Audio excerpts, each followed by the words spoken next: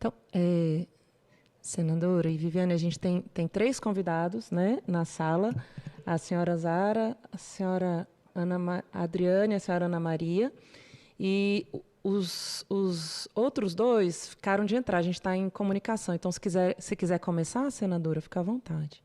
Nós vamos começar em respeito aos convidados que chegaram no horário e também às pessoas que estão nos acompanhando. Podemos começar, tá bom? Nós queremos convidar com muita alegria para participar agora a senhora Ana Maria Camargo, diretora executiva do Instituto Livre para Escolher, que vai contribuir com reflexões sobre o Plano Nacional de Educação vigente, na perspectiva da educação inclusiva e contribuir para a construção do novo PNE. Ana Maria, seja muito bem-vinda e obrigada por ter aceitado o convite para estar conosco.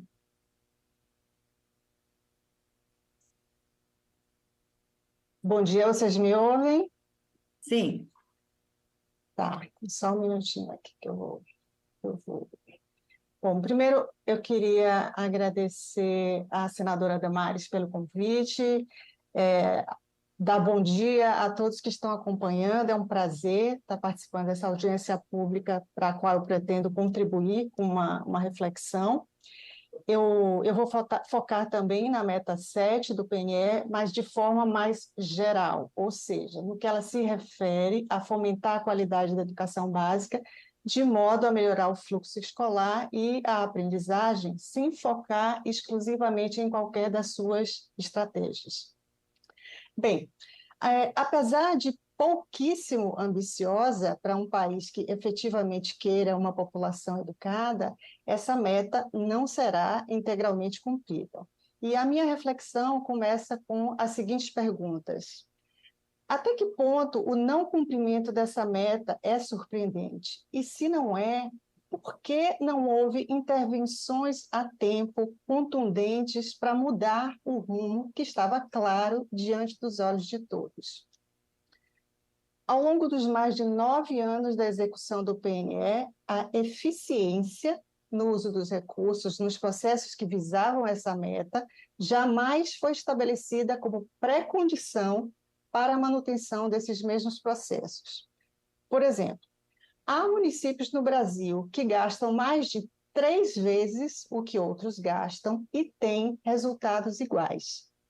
E não, os que gastam mais para ter o mesmo resultado, não necessariamente são os mais pobres. Por exemplo, o município de Panelas, em Pernambuco, e o município de Águas de São Pedro, em São Paulo, estão dentre os que obtiveram a melhor nota no IDEB em 2017. Só que Panelas é o 256º no ranking do Índice de Desenvolvimento Humano Municipal e investiu menos de R$ 5.000 por ano por aluno em 2016. Já Águas de São Pedro é o segundo colocado nacional no IDH municipal e investiu R$ 8,5 mil por ano por aluno. Segundo o pesquisador Ricardo Paz de Barros, que foi quem trouxe esse exemplo, essa não é uma situação atípica. Ora, se essa não é uma situação atípica, se o nível de ineficiência é esse, evidentemente, não podemos aqui estar surpresos com o não atingimento dessa meta. Outro fator tão ou mais importante para o nosso insucesso, e aqui eu vou discordar frontalmente do professor Alessio, que falou há pouco, metas parciais foram estabelecidas ao longo dos anos, mas o fracasso em atingi-las nunca resultou na responsabilização das instâncias gestoras. Então, eu pergunto, que iniciativas, que projetos, que planos complexos, como é um Plano Nacional de Educação, ou até mesmo menos complexos, conseguiram atingir suas metas sem esses mecanismos básicos de incentivo e controle? Alguém acha que na Estônia, Finlândia, Coreia do Sul, ou qualquer país em que haja excelência educacional, ainda que sejam países pouco populosos, como esse que eu citei, alguém acha que o sistema funciona sem esses incentivos? O que nós vimos como justificativas foram tentativas de alguma forma, de escamotear a realidade. E uma dessas tentativas, ao meu ver, é o argumento de que contribuiu para o fracasso dessa meta do PNE a falta de coordenação, de articulação entre a União, estados e municípios. Bom, primeiro, não há qualquer lei que proíba essa articulação.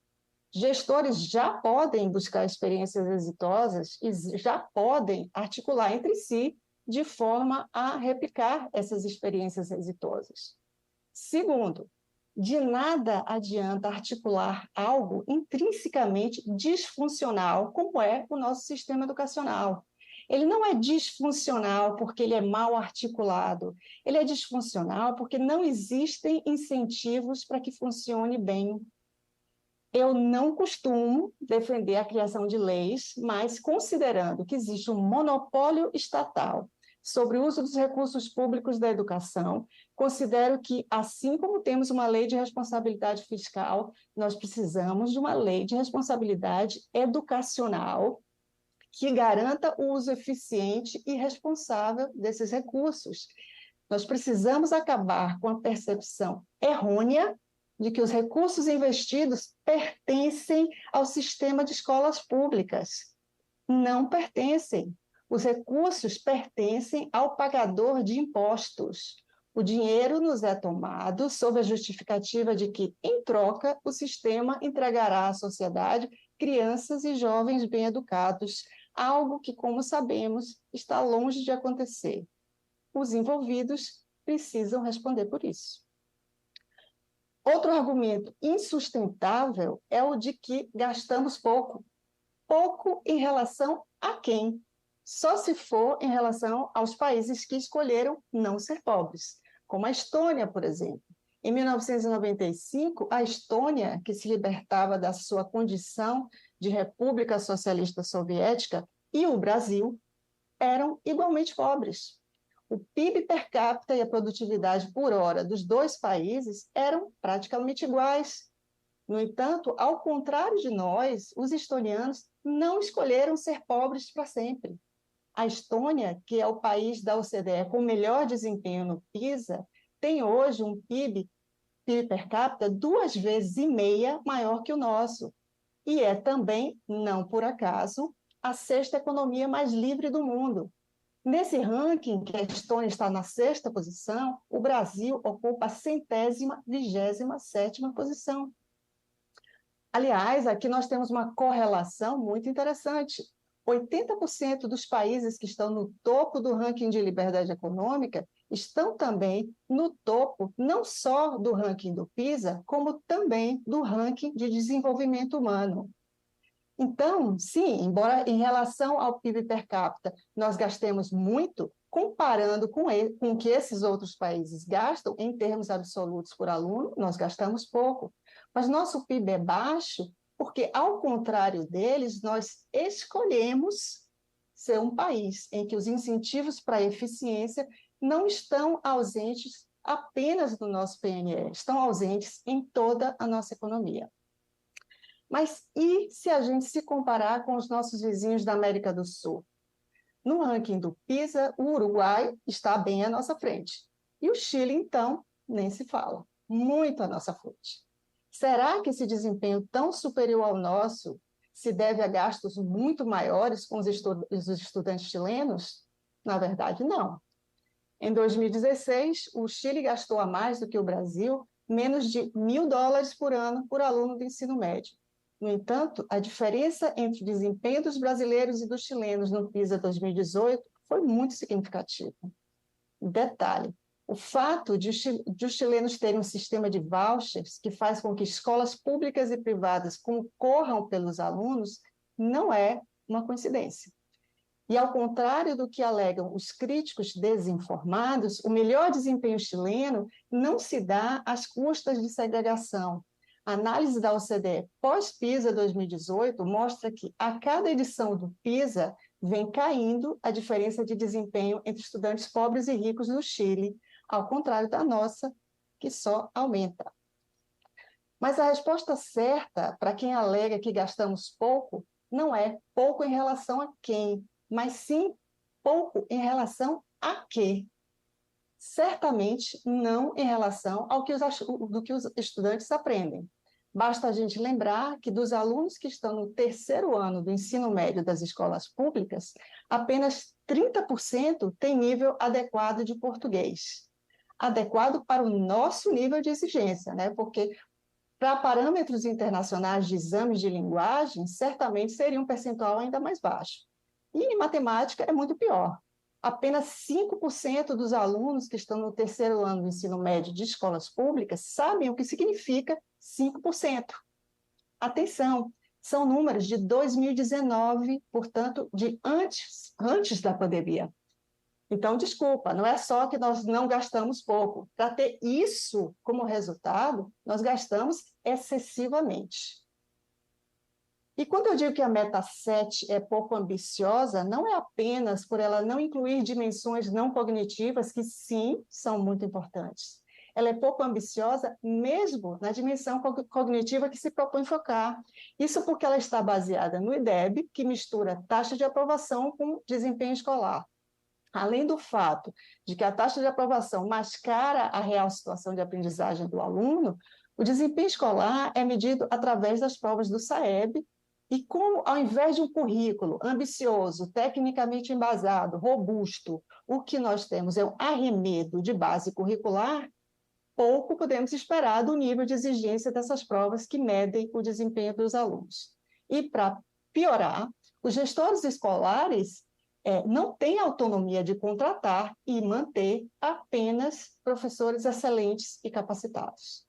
Ou seja, estamos presos a parâmetros incompatíveis com a realidade, as necessidades de avanço da nossa sociedade, a métricas que não refletem os resultados que supostamente queremos conhecer e a procedimentos tecnicamente inadequados. Não é à toa que o resultado do Estudo Internacional de Progresso em Leitura aplicado no Brasil pela primeira vez no ano passado foi um desastre. Não é à toa que o nosso desempenho no PISA segue pífio. No exame PISA é estabelecido um nível mínimo abaixo do qual os estudantes são considerados inaptos para participar de forma efetiva e produtiva na sociedade. Pois bem, em 2018, 74,6% dos estudantes brasileiros ficaram abaixo desse nível em leitura. Em matemática, 86,3% ficaram abaixo desse nível. Eu vou repetir. Na média, 8 em cada 10 estudantes brasileiros de 15 e 16 anos não sabem o mínimo do mínimo para participar da sociedade de forma efetiva e produtiva. E, para piorar, apenas 2% dos nossos estudantes atingiram os níveis mais altos de proficiência em pelo menos uma das disciplinas testadas no PISA. Esse é um dado importante se, de fato, acreditamos que a educação é o melhor instrumento para acabar com a pobreza. Isso porque, do ponto de vista da produtividade de um país, estrategicamente, é melhor ter mais gente nos níveis mais altos de proficiência do que menos gente no nível mínimo de proficiência. E o Brasil vai mal nas duas pontas.